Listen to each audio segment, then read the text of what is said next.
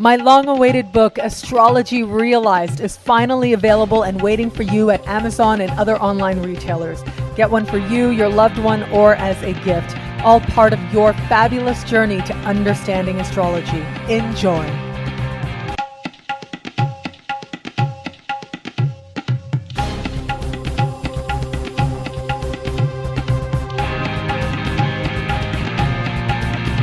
Hello, fabulous Aries. Welcome to your horoscope for October 2013 general overview. I am your astrologer, Nadiya Shah. Thank you for being here.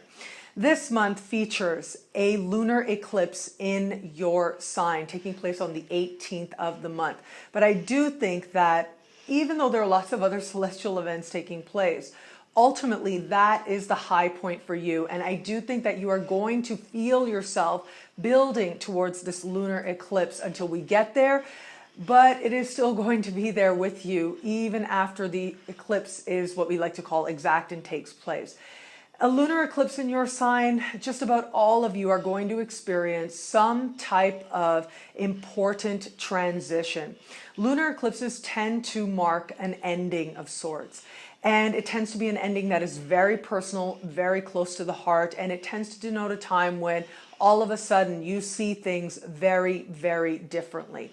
And as a result of that, something within your identity goes through a shift. You basically say, this is not who I am. And by saying that, you decide to be somebody different right now.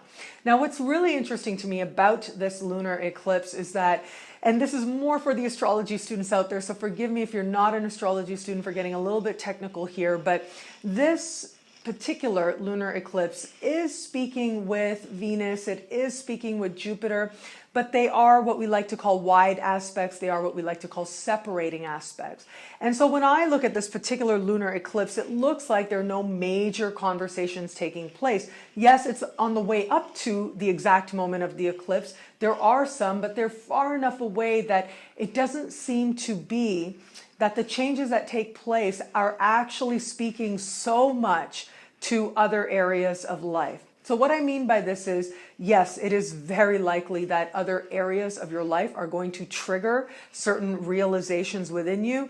Particularly, I'm looking at issues having to do with home, having to do with your parents, having to do with your childhood, or maybe somebody from your childhood sort of popping up again for you.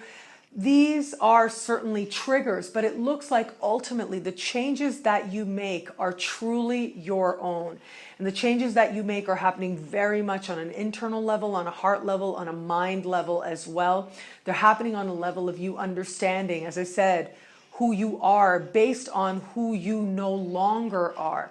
You may find yourself in the period leading up to this time, you replaying certain patterns and certain habits, especially when I look at the new moon that takes place at the beginning of the month. It seems like with that new moon, there is a very strong desire to have new patterns. And in some cases, it may look like on the surface you are demonstrating new patterns, especially where it comes to relating to other people. But really, there is an element there of a replay. There is an element there of you sort of walking steps that you know you've walked before, but really it is once we get you to that lunar eclipse when you say to yourself, wow, okay, I'm going over this ground again. And so really that awakening happens, yes, around the lunar eclipse, but this full appreciation of you having walked this ground before, having interacted with people like this before, takes place a little bit later on towards the end of the month.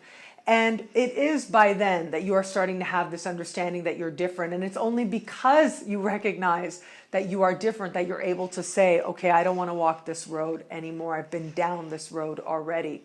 Regardless of how it transpires for you, right? It does look like at least one part of your identity, at least one part of you that said, this is who I am, and you've held on very tightly to, in some cases for a very long time, and in a lot of cases with a lot of pride, you're now going to say to yourself, wow, this has served its purpose, and it truly has.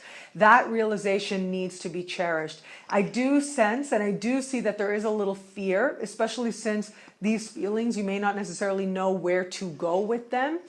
As I said, external triggers are there, but for the most part, it looks like you are the one who's deciding what this is all going to mean, where you are actually going to go.